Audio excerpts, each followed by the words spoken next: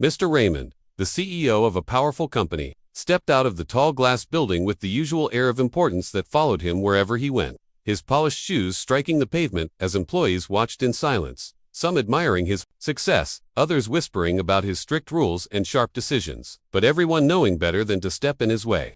And as he approached his black luxury car, parked at the curb with the driver waiting by the door, a sudden sound broke. The usual calm of the corporate courtyard, a high-pitched voice shouting from across the lot, "Don't get in the car." And every head turned to see who had dared to speak in such a way, only to find a small boy, no older than 12, running forward with his arms waving desperately, his face pale with fear, and behind him stood his mother, the cleaner of the company, her uniform worn, and her expression horrified as she realized what her son had just done. For she knew the dangers of interrupting a man like Raymond, especially in front of his staff. Yet Malik, her boy, did not stop, his voice carrying across the air again, louder this time, "Please, don't get in the car." And the security guards moved quickly, unsure whether to grab him or let him speak, while the employees whispered nervously, some laughing under their breath, thinking the boy had lost his senses, others frowning, wondering if something serious was happening. And in the middle of it all, Raymond stopped, his hand resting on the door handle, his brows furrowed as he looked down at the child who dared to yell at him, his first instinct to scold or wave him off.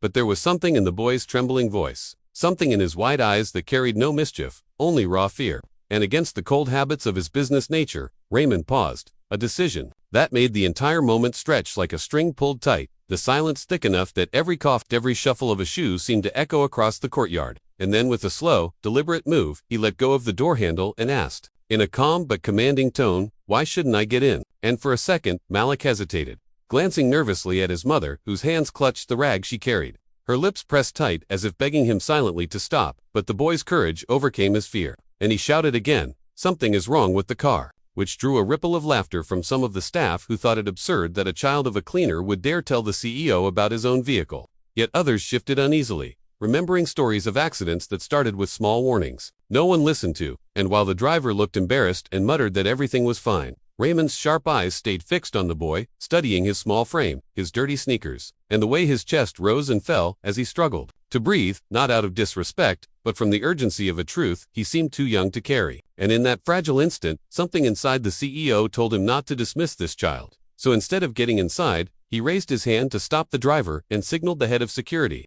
who rushed forward with confusion in his eyes, and Raymond spoke just 3 words that stunned everyone around. "Check the car," his voice steady but filled with an undertone that left no space for argument.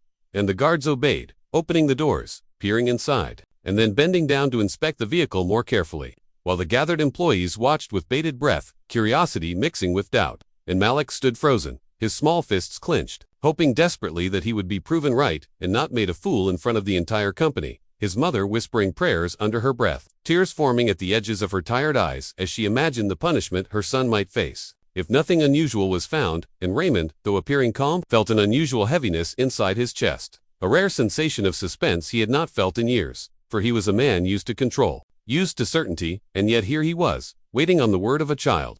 And when suddenly, one of the guards shouted for the mechanic on duty to come quickly, the courtyard filled with murmurs, people stepping closer to see, and Malik's lips trembled as he whispered again to himself, "I smelled it, I know I did," his small voice drowned out by the rising tension. And Raymond leaned slightly forward, his eyes narrowing as he called out to the guard, "What did you find?" And the moment stretched into another unbearable silence before the guard finally stood, his face pale, and he said loudly enough for everyone to hear, "Sir, there seems to be a leak near the fuel line. It could have caused a fire if the engine had started," and a collective gasp spread through the crowd. Employees looking at one another in disbelief, some covering their mouths, others staring at the boy whose warning had just saved the life of the most powerful man they knew, while Malik, shaking but unbroken, stood firm, and his mother dropped the rag she had been holding, her hand rising to her mouth as tears finally fell. And Raymond, the CEO, who prided himself on never showing weakness, felt a rare shiver run through his body, realizing that a child, one ignored by the company, one dismissed as invisible most days, had just prevented a tragedy that could have changed everything. And as he turned slowly back to Malik, the air seemed to hold its breath, for everyone wondered what he would say or do next, whether he would punish the boy for the audacity of shouting at him or reward him for his courage. And though his face remained unreadable, his heart carried a weight he had not known before, the awareness that sometimes the smallest voices held the greatest truths. And in that charged moment, the courtyard, the employees, the guards, the driver, and even Malik himself waited for the CEO's next move. the silence pressing down like a storm about to break. Raymond stood perfectly still as the courtyard buzzed with disbelief, the echo of the guard's words still hanging in the air. And though his face remained firm, his mind churned with thoughts he could not quiet. For in all his years of leading the company, he had been trained to trust data, reports, and experienced voices, never the sudden cry of a child. Yet here he was, alive and unhurt, because he had paused. Because for reasons he could not explain, he had chosen to listen. And as he turned slightly, he caught the eyes of his employees staring at him, their whispers cutting through the tension, some saying he had been lucky, others marveling that the boy had noticed what trained adults had overlooked. But through it all, one truth pressed heavily upon him. That single pause, the decision to stop, had saved his life. And as he breathed slowly, he felt the cold weight of realization sink into his chest, making him see how fragile power really was. How close he had come to becoming a headline of tragedy rather than a figure of authority. Yet, even with danger avoided, suspense clung to the air, because everyone was waiting for what would happen next. And when he looked again at Malik, the small boy who had shouted with such desperate urgency, he saw not only fear in those young eyes but also a strange courage. The kind of courage that rises when someone knows the truth yet risks everything to speak it. And in that moment Raymond wondered what might have happened had he dismissed the warning, had he stepped into the car with his usual pride, and the image alone made him shudder, though he quickly masked it from those watching. For he was a man who did not show weakness easily, yet even so, the heaviness of the narrow escape pressed harder with every passing second, and the boy, though visibly trembling, stood rooted to the ground, his mother tugging lightly at his sleeve as if urging him to step back, to retreat before the CEO's wrath broke upon them. But Raymond surprised everyone by taking a slow step forward, his polished shoes striking the pavement with a sound that cut through the whispers. And he asked in a low, steady tone that carried across the courtyard, "What made you warn me?" And at first, Malik did not speak, glancing at his mother, whose face was pale with dread. But then, with his small voice carrying more strength than anyone expected, he answered, "I smelled it when we were cleaning near the parking area. It was strong, like when my father once told me about leaking fuel, and I remembered what he said, that you should never ignore it. Never let anyone near it, so I ran to stop you." And the simplicity of his explanation struck Raymond harder than he wished to admit, because it revealed that it was not luck, not guessing, but the careful noticing of a child who had paid attention when no one else had. And as the employees around listened, the unease grew, for it became clear that the boy's words were not a wild warning but a truth ignored until now. And still the suspense did not fade, because every gaze remained fixed on Raymond, waiting to see whether he would thank the boy, dismiss him, or perhaps turn cold once again. Yet instead of rushing to judgment, Raymond allowed the silence to stretch, his eyes locked on Malik, his thoughts tumbling like stones in a river. And though he tried to remain the man of power he always was, deep inside he could not escape the thought that he owed his very breath to the child standing before him, and that knowledge unsettled him in ways he had not known in years. For he had spent so long believing that his wealth, his influence, and his careful decisions kept him untouchable. But now a boy in worn sneakers had reminded him that life could slip away in an instant, that sometimes protection comes from the most unexpected place. And as he stood there, the weight of the moment pressed heavier, making his pause feel even more monumental.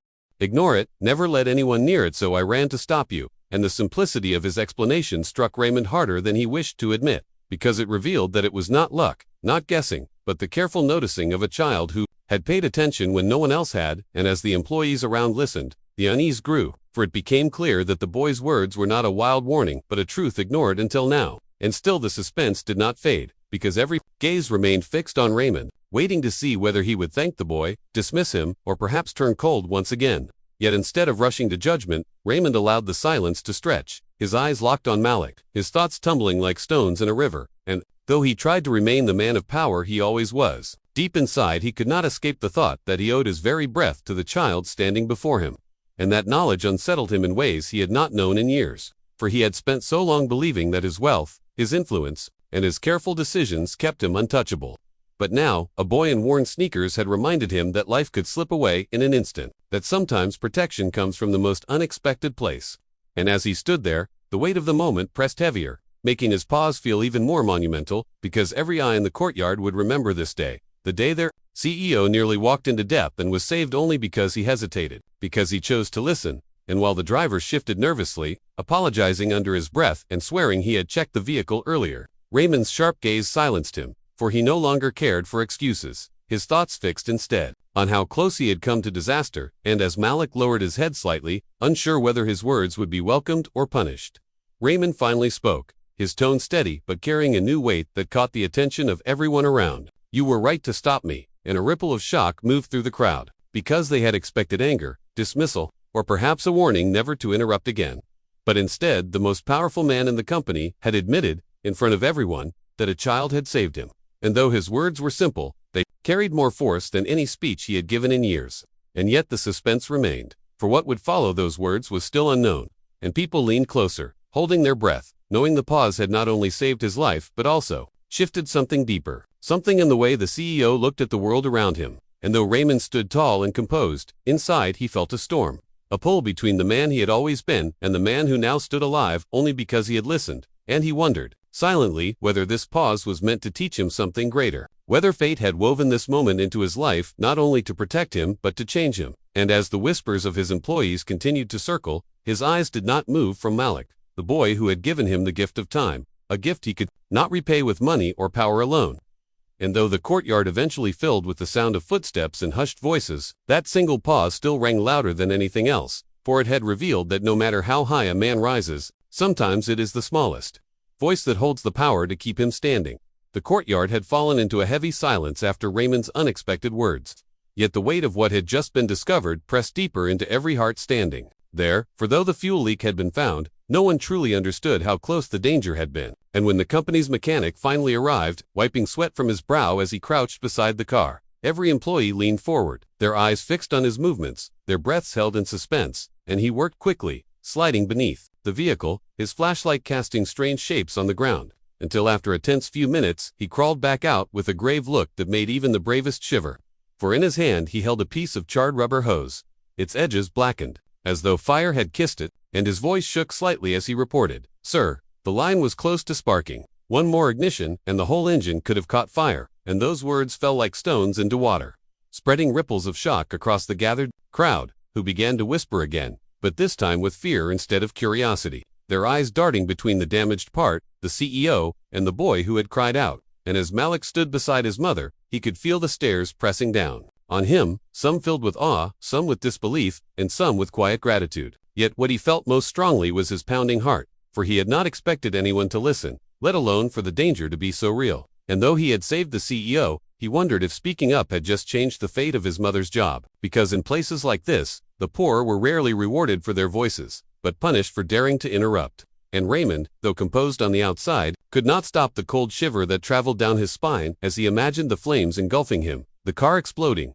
the company thrown into chaos, and his family mourning a loss that never had to happen, all because of one overlooked detail. And he realized then that the danger was not only in the car but in the culture of silence around him, where everyone stood in obedience, where people saw but did not speak, where fear of authority was stronger than the instinct to protect. And it shook him in a way that money or power never had, for it meant that had Malik not shouted, he would have walked to his end while others remained silent, not out of cruelty, but out of fear of him, their own leader. And as this truth struck him, the suspense in the air deepened, because no one knew what he would do with the knowledge he now carried. And when he spoke again, his voice was calm but heavy, so the danger was real, and the mechanic nodded, quickly, his hand still trembling. "Yes, sir, it was serious, very serious." And though the employees shifted uncomfortably, none dared to move, for the moment had become more than about a car. It was about life and death, about the fragility that touched even the most powerful, and Raymond let his eyes sweep across the crowd, lingering on the faces of those who had laughed when Malik first shouted, and on those who had looked away.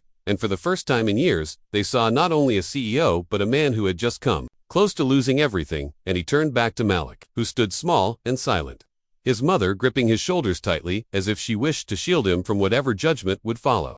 But Raymond did not scold. Instead, he asked again, his voice softer now, "How did you know to be so sure?" And Malik, though nervous, lifted his chin slightly and answered, "My father used to fix cars before he died. He told me fuel smells are dangerous. He said, if you ever smell it strong, you stop the car, no matter what." And I remembered. And the words hit Raymond like a quiet hammer, for they carried the weight of loss. The kind of lesson a boy inherits not from books but from life itself. And it humbled him more than he cared to admit, because this child had seen what grown men had missed, and had been brave enough to speak when no one else dared. And still the suspense lingered, for the crowd waited, shifting from foot to foot, desperate to know whether Raymond would embrace the boy's courage or let pride swallow the truth. And though his eyes remained sharp, inside his mind twisted with thoughts of trust, of how many other dangers might be hiding unseen, ignored, by those too afraid to speak. And the more he thought, the more he realized the hidden danger was not only in the car, but in the silence of his own company, where even the truth needed courage to be spoken. And that realization unsettled him in ways numbers and profits never had. For he saw now that leadership was not only about commanding respect, but about creating space where voices, even small ones, could be heard. And though the employees did not yet know what he was thinking, they sensed the shift in the air, the quiet storm in his expression, and Malik, though relieved the danger had been proven real, still clenched his fists, wondering if this would end with his mother losing her job for his boldness. But Raymond surprised him again by stepping closer, his voice low but strong. "Your father taught you well," and Malik blinked, unsure if he had heard correctly, while the employees stared with wide eyes. For never had they seen their CEO speak so gently, and though the words were few, they carried the weight of gratitude, a gratitude Raymond had never spoken publicly before. And as the boy nodded slowly, the hidden danger seemed no longer confined to the car, but revealed in the fragile balance between silence and truth, between pride and humility, and everyone who stood there knew they had witnessed something far greater than a simple accident. They had seen a powerful man saved not by wealth, not by influence, but by the voice of a boy most would have ignored. And as the mechanic carried away the damaged part, the courtyard remained charged with suspense. For though the immediate danger had been removed, the question of what Raymond would do next lingered like a shadow, a question that hung over the company like a storm cloud, promising that the events of this day would not be forgotten, that they would ripple through every life present. And as Raymond stood tall once again, his eyes still fixed on Malik, the world seemed to wait for his decision. For though the car had been repaired, the true danger, the hidden danger, was only just beginning to show itself. The mechanic's words still echoed in the courtyard, and though the damaged hose had been removed, the fear it carried remained, clinging to the minds of every person standing there, for they had all witnessed how close death had come. And yet, what kept them most uneasy was not the car itself, but the strange stillness of their CEO, who stood staring at the boy as though weighing something heavy inside his thoughts. And the crowd whispered quietly, uncertain of what would follow. For Raymond was not a man known for kindness or patience. He was a man of sharp orders and quick decisions. And most believed the boy and his mother would soon be dismissed from the company for daring to interrupt him in such a dramatic way. Yet instead of anger, Raymond's voice broke the silence with a calmness that surprised them all. "Tell me, Malik, if I had not stopped, what do you think would have happened?" And though his tone was steady, the question itself made the employees shift nervously. For no one had expected the CEO to ask such a thing, and Malik froze, his young face turning pale, because he was not used to being addressed by powerful men, and especially not with so many eyes on him. But something in Raymond's gaze urged him to answer honestly, and after a moment of silence he whispered, You would not be here, sir." And though the words were simple, they fell like thunder upon the crowd, for they were bold, direct, and unpolished. And yet they carried the weight of truth that no one could deny. And Raymond did not flinch. Instead, he stepped closer, his tall figure now only a few feet from the boy, and with an intensity that made every employee hold their breath, he asked the question no one expected, "And why did you risk shouting at me when you knew everyone might laugh or punish you?" And the courtyard grew so quiet that even the rustle of leaves seemed loud. And Malik, though trembling, lifted his chin and answered softly but clearly, "Because I was more afraid of losing you than of them laughing at me." And the sentence struck through the silence like lightning, for no one had imagined a poor cleaner's son would speak with such courage and such heart. And as the employees exchanged stunned glances, the weight of the moment grew,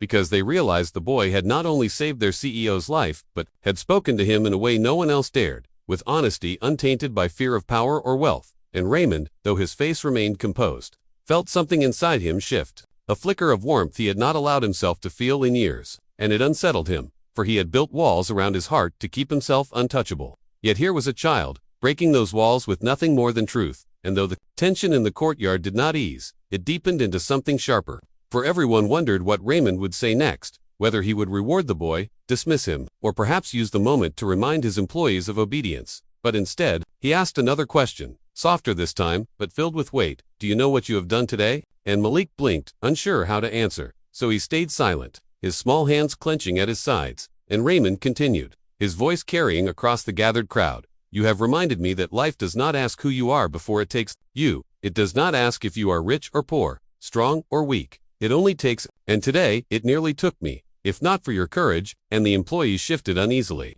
for never had they heard their leader speak in such a vulnerable way. And Malik, though he did not fully understand the depth of the words, felt the sincerity in them. And his mother, standing behind him, covered her mouth to hide her tears, afraid they might betray too much, yet unable to stop them. And still Raymond did not move away. Instead, he bent slightly, his voice low enough for Malik. "Alone? But tell me, boy, what do you wish for me to do now? What would you ask of a man whose life you have saved?" And the question froze the courtyard once again.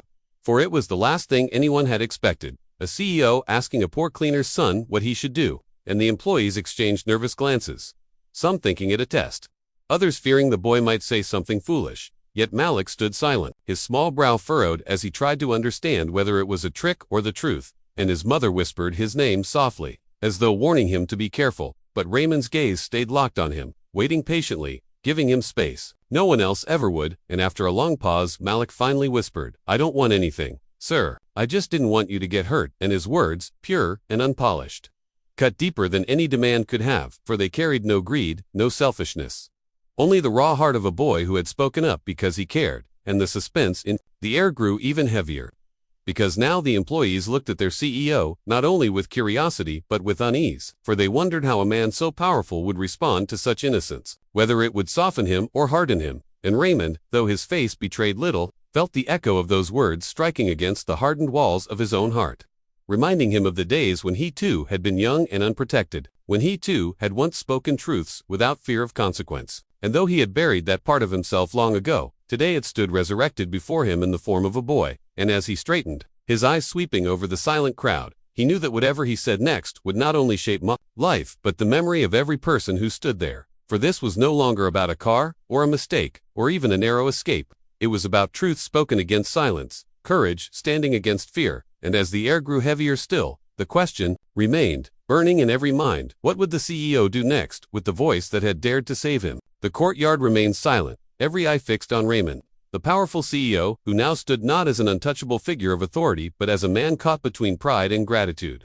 his life saved by the very child most people would have ignored. And though his face remained unreadable, the weight of the moment pressed down on everyone, for they all knew his decision would echo far beyond this single day. And as Malik's soft words, "I just didn't want you to get hurt," lingered in the air, the employees held their breath, wondering if their leader would return to his cold ways or allow this moment to reshape him.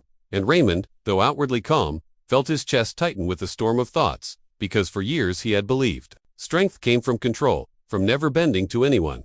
But now a boy's honesty had broken through his armor, reminding him of the fragile thread upon which life itself hangs. And in that strange silence he saw the truth he had never dared face, that leadership was not measured only by fear or power, but by the courage to listen even to the smallest voices. And though the employees expected him to dismiss the boy with a token word of thanks, he did something none of them had foreseen. For he stepped forward and gently placed his hand on Malik's small shoulder, a gesture so rare it drew gasps from the crowd, and then in a clear voice that carried across the courtyard, he declared, "Today, this boy has saved my life, and I will not forget it." And the employees stared, stunned, for their CEO had never spoken with such openness before. Yet Raymond was not finished, his eyes sweeping across the gathered faces as he continued. "You all saw what happened, you all know the danger, but I want you to remember more than that tie. Want you to remember that it was courage, not position, that made the difference today, and courage can come from anyone, even a child." And the crowd grew restless, shifting as they absorbed his words,